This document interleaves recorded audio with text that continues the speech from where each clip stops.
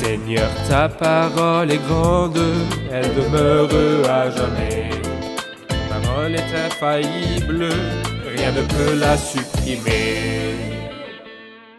Bienvenue à vous, chers spectateurs, ainsi qu'à tous nos spectateurs dans le monde entier, dans un nouvel épisode de notre émission d'études quotidiennes toute la Bible.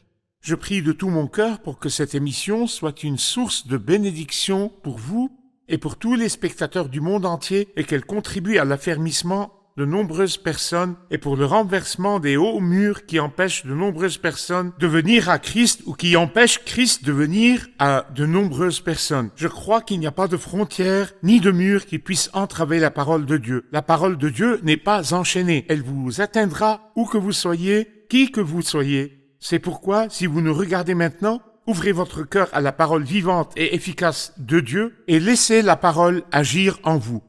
Permettez-moi tout d'abord d'accueillir nos invités qui nous honorent au studio, les serviteurs du Seigneur, le frère Maïn Bachir, bienvenue, frère le frère Ayad. Isaac Elia, bienvenue. Merci beaucoup. Bienvenue aussi au public qui est parmi nous, honoré de vous avoir.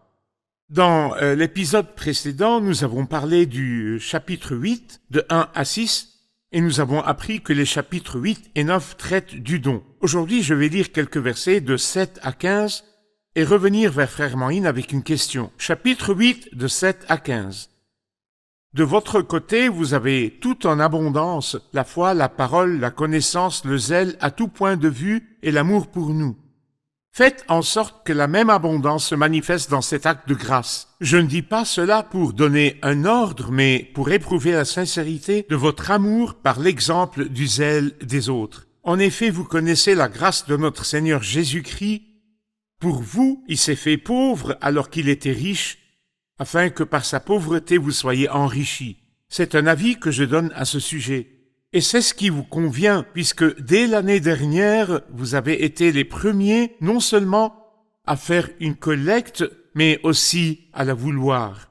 Menez-la donc maintenant à bien, afin que sa réalisation corresponde, en fonction de vos moyens, à l'empressement que vous avez mis à la vouloir. Quand la bonne volonté existe, on est bien accueilli en fonction de ce que l'on a et non de ce que l'on n'a pas. En effet, il ne s'agit pas de vous exposer à la détresse pour en soulager d'autres, mais de suivre un principe d'égalité. Dans les circonstances actuelles, votre abondance pourvoira à leurs besoins, afin que leur abondance aussi pourvoie à vos besoins. C'est ainsi qu'il y aura égalité, conformément à ce qui est écrit. Celui qui avait ramassé beaucoup n'avait rien de trop et celui qui avait ramassé peu ne manquait de rien. Frère Moïne, je vais vous poser une question concernant le don et l'église de Corinthe. Pourquoi l'apôtre Paul ici demande-t-il ou ordonne-t-il ou même prie-t-il les croyants de Corinthe de donner et de donner généreusement, bien qu'ils aient une grande abondance, et pourquoi en particulier étaient-ils un peu réticents dans leurs dons? L'apôtre Paul leur énumère d'abord les privilèges que le Seigneur leur a accordés, et c'est là quelque chose qui réjouit et qui a réjoui l'apôtre Paul.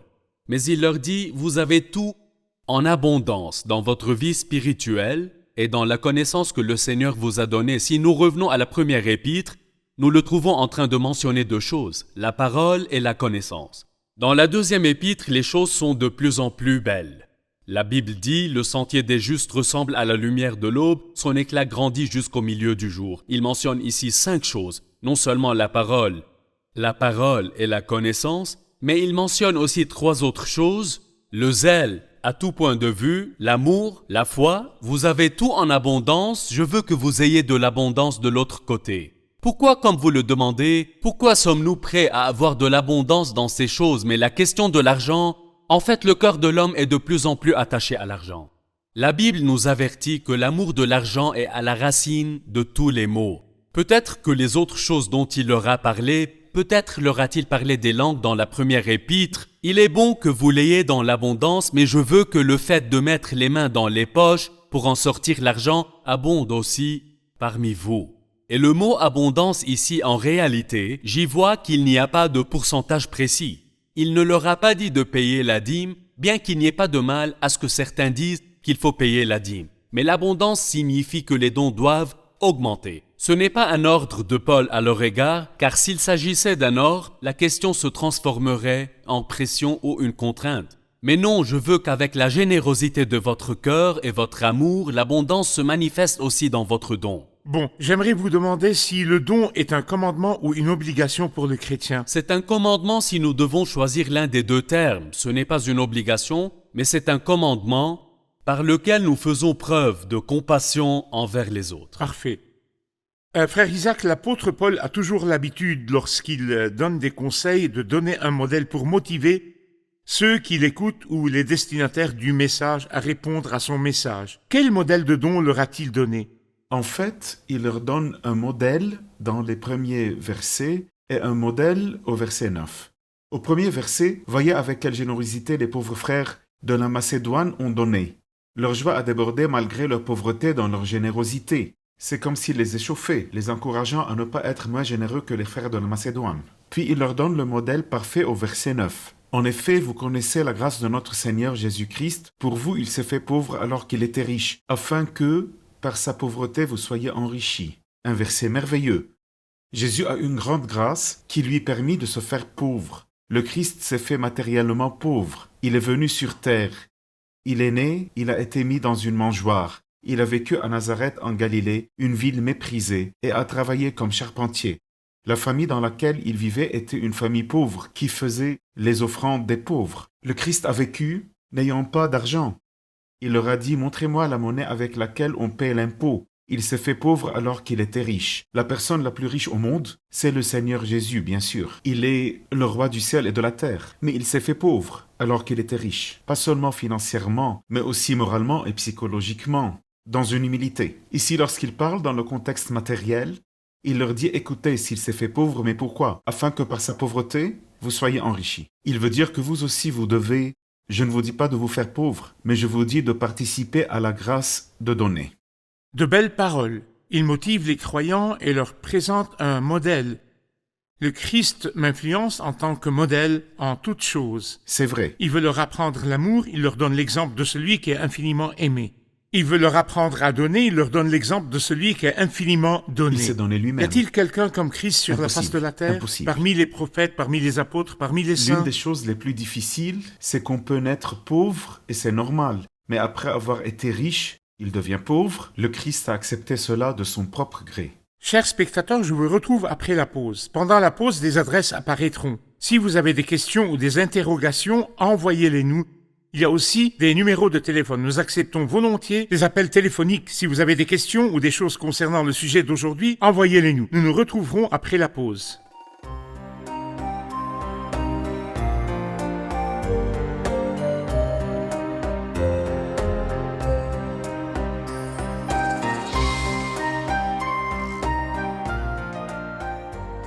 J'ai une question. Est-il bon de promettre de payer pour le service de Dieu et de ne pas tenir cette promesse? Existe-t-il des règles pour le don? Est-il bon de promettre de payer un certain montant ou y a-t-il des règles concernant ce qu'il faut donner ou ce qu'il ne faut pas donner? La réponse se trouve dans les paroles de l'apôtre Paul. Au verset 10, il dit « C'est un avis que je donne à ce sujet ». Il ne leur dit pas de s'engager à quoi que ce soit. Il ne leur dit pas qu'ils doivent promettre ou qu'ils doivent s'engager. C'est un avis que je donne à ce sujet et c'est ce qui vous convient puisque dès l'année dernière, vous avez été les premiers. Ils se sont engagés dès l'année dernière à le faire. Il leur dit c'est bien, tant que vous vous engagez à faire quelque chose, vous devez respecter cet engagement. Il leur dit dès l'année dernière, vous avez non seulement fait une collecte, mais vous avez voulu la faire. Menez-la donc maintenant à bien. Ils se sont engagés à quelque chose. Il leur dit c'est bon. Ce n'est pas une obligation. Et il n'y a rien de mal à s'engager à faire quelque chose. Mais tant que je me suis engagé à faire quelque chose, je dois aller jusqu'au bout et l'accomplir avec bienveillance afin que sa réalisation corresponde à l'empressement que vous avez mis à le vouloir. Parfois certains disent je m'engagerai quand le Seigneur me donnera ou s'il me donne, je retirerai de ce qu'il me donne. Je leur réponds non. Selon vos moyens et ce que vous avez maintenant, retirez-en pour le Seigneur et Dieu est prêt à compenser. Parfait. Cette question s'adresse à vous deux. Bien sûr, quelqu'un dit, nous savons que certaines cultures recommandent un certain montant ou une certaine façon de dépenser les dons. Pourrions-nous savoir comment les dons des chrétiens sont dépensés? En fait, je vais donner un montant. Je vais à l'église et à la boîte à offrandes et là, j'y mets de l'argent et je fais un don d'argent. J'ai besoin de savoir à quoi je donne. Où cet argent sera-t-il dépensé exactement? Il existe de nombreux domaines dont certains sont mentionnés dans la Bible. L'apôtre Paul, dans sa première épître, parle de donner, d'offrir ou de contribuer aux besoins des serviteurs du Seigneur qui travaillent dans le champ du Seigneur. Dans cette partie de notre étude, dans les 2 chapitres que nous étudions, il insiste davantage sur les besoins des saints et des croyants, sur les besoins des gens en général. Deuxièmement, dans le champ du Seigneur, il existe de nombreux besoins différents selon ce que le Seigneur révèle à la personne ou au croyant. Le besoin qui inspire la paix, il peut très bien y contribuer. Celui qui donne à l'Église, il sera bon qu'il sache à quoi ce don est destiné ou bien à quoi il sera utilisé et cela l'encourage à contribuer. L'Église peut avoir une vision qu'il ne voit pas. L'Église distribue à partir des dons. C'est bon qu'il contribue aussi dans l'Église qui s'occupe de toutes ces choses. Parfait, merci. L'Ancien Testament a été clair sur ces rubriques il y a longtemps. Le Lévite, c'est-à-dire la personne qui se consacre à l'œuvre de Dieu. L'étranger, l'orphelin, le pauvre et la veuve, etc., dans tous leurs besoins. Il y a les besoins matériels et les besoins en nature, c'est-à-dire les bords du champ, de la moisson, etc. Dans le Nouveau Testament, comme nous l'a dit frère Moïne, les domaines sont peut-être plus ouverts, en plus de ce qui est clairement rapporté dans la Bible, comme les pauvres, etc. J'aimerais vous demander, frère Isaac, sur le principe des semailles et de la moisson. Le principe bien connu, selon lequel ce qu'un homme aura semé, il le récoltera aussi. Ce principe s'applique-t-il aux dons des chrétiens? Il s'applique certainement. Je tiens à dire que le principe des semailles et de la moisson, dans nos paroles et dans nos pensées, nous le considérons négativement, alors que la Bible le considère positivement. Celui qui sème quelque chose le moissonnera elle-même. Et celui qui sème quelque chose moissonnera davantage. Et c'est exactement la même chose lorsqu'il s'agit de donner. L'apôtre l'a peut-être expliqué simplement dans les versets suivants. Qu'est-ce qu'il dit?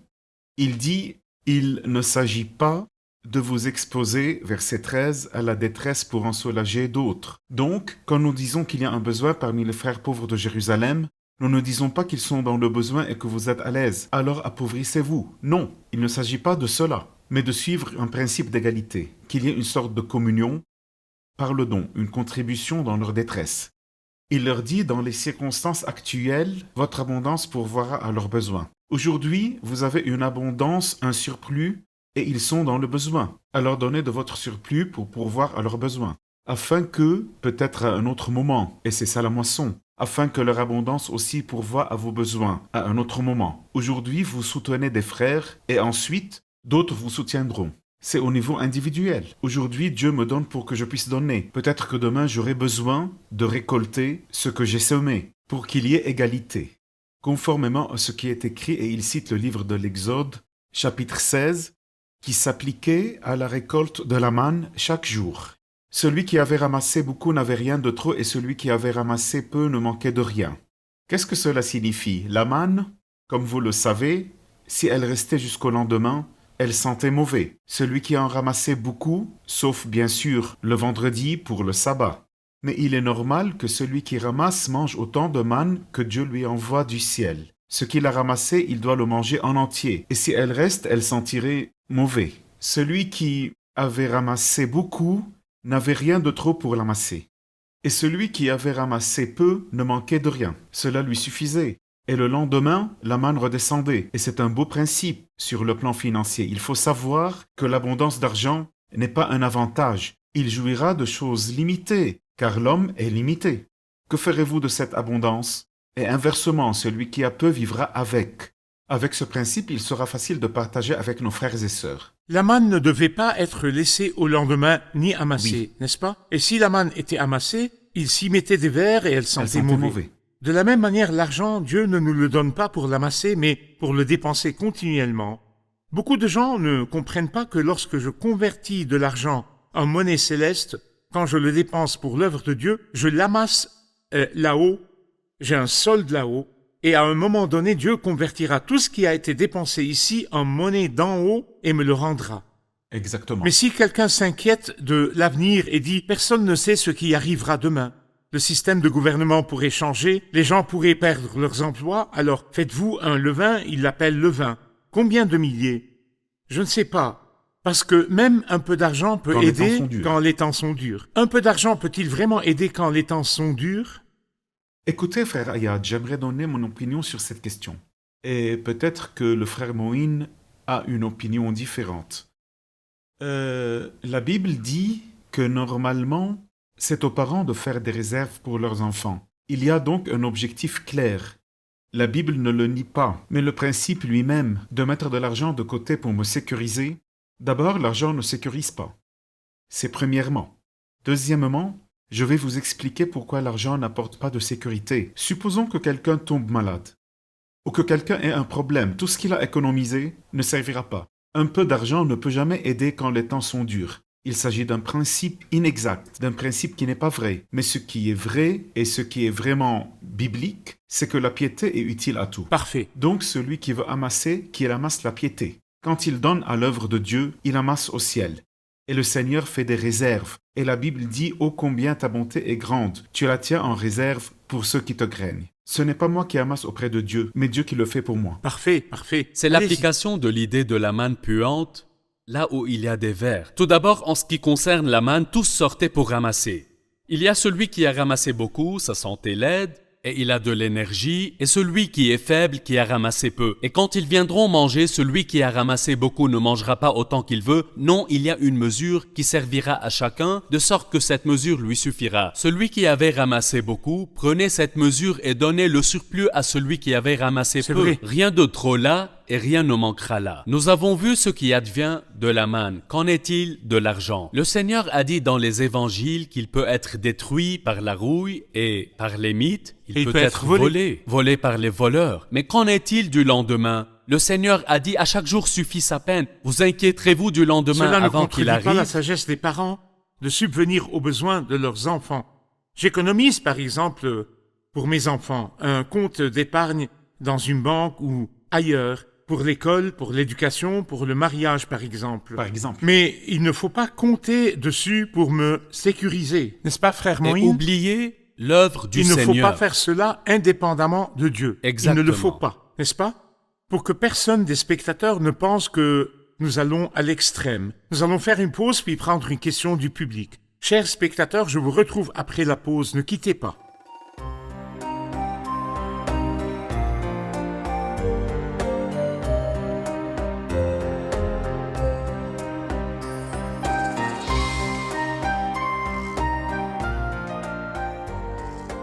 Le verset 23 dit « En ce qui concerne Tite, il est mon associé et mon collaborateur auprès de vous. Quant à nos frères, ils sont les envoyés des églises, la gloire de Christ. » Comment Paul décrit-il ici Tite et ses compagnons? Et comment les Corinthiens leur ont-ils exprimé leur amour? Parfait. J'aimerais avoir un commentaire. Sylvia demande un commentaire sur les qualités de Tite et de ses compagnons. En fait, de très belles qualités. Il dit de lui au verset 16 « Que Dieu soit remercié, lui qui a mis dans le cœur de Tite le même zèle pour vous. En effet, il a accepté notre demande, et c'est même avec un nouveau zèle et de son plein gré qu'il part chez vous. Et de même ses compagnons, le frère dont toutes les églises font l'éloge. Il a de plus été choisi par les églises pour être notre compagnon de voyage, dans ce geste de générosité que nous accomplissons à la gloire du Seigneur lui-même. Dans l'église, il est important que les questions matérielles ne soient pas la responsabilité d'un seul frère, mais de 2 ou 3, comme nous le voyons ici. Bien sûr, pour protéger le ministère. Ensuite, il dit « Nous voulons en effet éviter qu'on nous critique au sujet de la forte somme dont nous avons la charge. » Il considère que c'est une forte somme, car nous recherchons ce qui est bien. Puis, au verset 22, « Avec eux, nous envoyons notre frère, dont nous avons souvent, à bien des occasions, pu apprécier le zèle. » Il est clair que le dénominateur commun entre Tite et ses 2 compagnons est le zèle. Les questions matérielles et administratives requièrent toujours du zèle. Il dit aussi, il fait preuve d'encore plus de zèle. En ce qui concerne Tite, il est mon associé. Il a non seulement du zèle, mais il est mon associé et mon collaborateur auprès de vous. Quant à nos frères, ils sont les envoyés des églises, la gloire de Christ. À la vue des églises, donnez-leur donc la preuve de votre amour et montrez-leur que nous avons raison d'être fiers de vous. Montrez-leur votre amour et obéissez-leur. Et je pense qu'ils ont obéi à Tite lorsqu'il a rassuré l'apôtre Paul que ce frère s'était repenti et était revenu. Ainsi, ils l'ont accueilli. Il a dit avec crainte et profond respect. Ils ont accueilli Tite avec crainte et profond respect. Parfait, parfait. En fait, il y a 3 qualités, dont 2 que nous ne connaissons pas. Nous constatons dans la partie qui est devant nous que le zèle est évident dans leur vie. Ils sont partis de leur plein gré, mais pas indépendamment de l'Assemblée. Il avait cette question à cœur, et l'Assemblée l'a approuvé, et c'est ce que je comprends du mot « choisi » dans Acte 6, choisi par l'Assemblée, rempli du Saint-Esprit, c'est-à-dire dirigé par l'Esprit, et dont l'Assemblée rend un bon témoignage. Cela nous donne un ministère fructueux. Je me souviens que le Nouveau Testament nous parle d'une diversité de dons. Il y a les dons parlés, comme l'enseignement, la prédication, l'exhortation. Il y a des dons ministériels. Parmi les fonctions d'Église, il y a aussi la fonction d'évêque, ou d'ancien, ou d'administrateur, etc. Et il y a une fonction appelée la fonction de diacre. L'évêque était nommé par les apôtres, mais le diacre en particulier était choisi. Je me souviens que les diacres du livre des Actes étaient choisis. Ici, ils ont été choisis. Que signifie choisis? Que l'Assemblée doit leur faire confiance, leur donner son approbation, leur faire confiance, car il s'agit de questions matérielles. Une leçon pour nos églises. Celui qui est en charge des finances de l'Église doit inspirer confiance, avoir l'approbation de tous et être compétent. Et vous avez aussi dit, frère Isaac, rempli de l'Esprit Saint. C'est une erreur d'essayer de faire cavalier seul, sans l'avis de l'Assemblée. Parfait, parfait. Prenons une intervention des jeunes. Bon, je suis une personne riche, où j'ai un travail temporel qui me procure un revenu élevé. Dois-je vendre tout ce que je possède et le donner à fur et à mesure, car je ne dois pas amasser de l'argent, ni garder plus que ce dont j'ai besoin? Oui, je donne et je donne généreusement, mais j'ai un surplus. Le principe d'économiser ou de mettre de l'argent de côté, est-il complètement faux? Question importante. Allez-y. En fait, il n'est pas nécessaire d'aller vendre tout ce que l'on possède quand le jeune homme riche s'est approché du Seigneur, qui lui a dit « Va vendre ce que tu possèdes ». L'idée n'est pas tant qu'il veuille qu'il le fasse littéralement, mais qu'il révèle ce qu'il y a dans son cœur. Ton cœur aime l'argent et y est attaché. Peux-tu faire cela? Mais non, il n'est pas nécessaire que la personne soit riche ou que le croyant soit riche. Il y a tant de croyants qui sont très riches et à qui le Seigneur donne, mais ils contribuent au don avec un cœur généreux. Je crois que cette question nécessite une communion personnelle avec le Seigneur et la guidance du Saint-Esprit. Parfait. Dans tous les cas, vous pouvez avoir une entreprise que vous gérez sans y mettre du cœur. Même quand vous gagnez de l'argent, vous gagnez pour honorer Dieu par le profit, pour donner à l'œuvre de Dieu et pour soutenir les autres. Vous soutenez des familles par votre travail. Si vous avez une usine, par exemple, et que vous avez 30 ou 40 familles, vous soutenez des familles. N'est-ce pas aussi un travail pour le Seigneur et n'êtes-vous pas un témoignage pour elles? Donc la question de vendre, le seul cas où l'on vend pour dépenser pour l'œuvre de Dieu est lorsqu'il y a un appel spécial de Dieu. Dieu vous appelle et la parole est claire. Va vendre tout ce que tu as. À part cela, non, nous vaquons tranquillement de nos affaires temporelles sans mettre notre cœur dans nos biens, mais nous sommes des intendants. Nous prenons pour honorer le Seigneur, pour dépenser pour les autres et pour dépenser pour nos familles. Une dernière intervention, allez-y. Nous avons parlé du don matériel, mais si je suis maintenant une personne incapable de donner de l'argent, quand je donne de l'attention ou des sentiments à quelqu'un d'autre, est-ce la même chose que de donner de l'argent ou est-ce que cela a moins de valeur? Allez-y. Ici, il parle généralement du don d'argent. C'est une belle question que nous avons là. Que je donne des sentiments, nous devrions tous le faire. Mais j'aimerais aussi dire, supposons que je n'ai pas d'argent. La femme qui avait 2 sous, qu'avait-elle? Non, nous apprenons et nous essayons d'apprendre à nos enfants à mettre dans la boîte à offrande. Même si le montant est petit, le principe est le même. Voilà. J'ajouterai quelque chose à cela. Le don, en général, tel que je le conçois, n'est pas seulement un don matériel, mais un don de temps, un don de sentiment, Bien sûr. un don d'amour, un don matériel. Combien de personnes ont besoin d'un sourire et non de l'or? En effet, parfois j'ai un solde à 0, je n'ai pas de moyens, et j'entends parler de l'œuvre de Dieu dans tel ou tel pays, et je me dis, oh, si j'avais de l'argent, je l'aurais donné pour cette œuvre. Je pense que Dieu apprécie ces motivations comme si j'avais vraiment donné de l'argent. Au cas où j'ai des motivations, mais que j'ai les mains liées et que je n'ai pas les moyens de payer, Dieu apprécie la motivation, pas seulement ce qui a été payé. En plus de ce que vous avez dit, nous donnons de l'argent, nous donnons de l'affection, nous donnons de l'amour, Et si je n'ai pas d'argent et que mon solde est à 0 et que j'aimerais avoir un peu d'argent à dépenser ou à donner à quelqu'un, L'une Dieu des apprécie sœurs, on ses était en train de motivations. collecter de l'argent pour construire une église, a fait don de ses boucles d'oreilles. Parfait, n'avait pas merci. d'argent. Qu'avez-vous appris de l'épisode d'aujourd'hui? J'ai appris que la personne chargée du ministère du don doit avoir un bon témoignage de tout le monde. Cela est évident pour Étienne qui a été le premier martyr chrétien et le premier à rendre un merveilleux témoignage du Christ, et il était l'un des ministres du don. Parfait.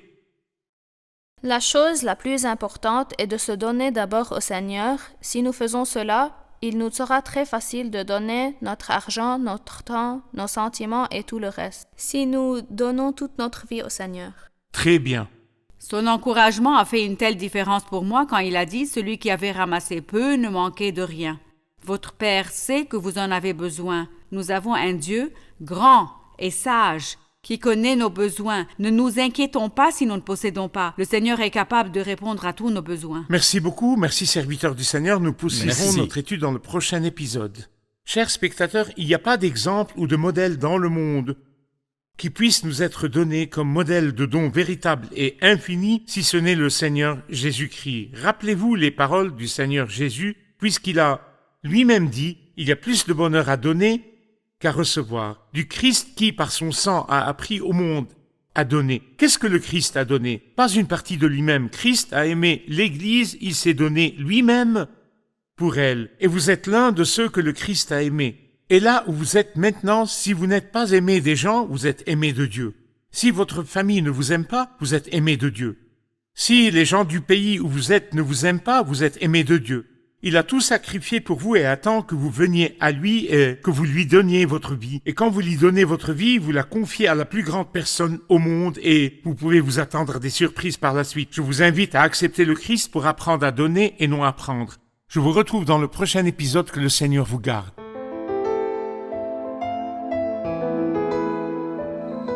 Seigneur, ta parole est grande, elle demeure à jamais. Ta parole est infaillible, rien ne peut la supprimer.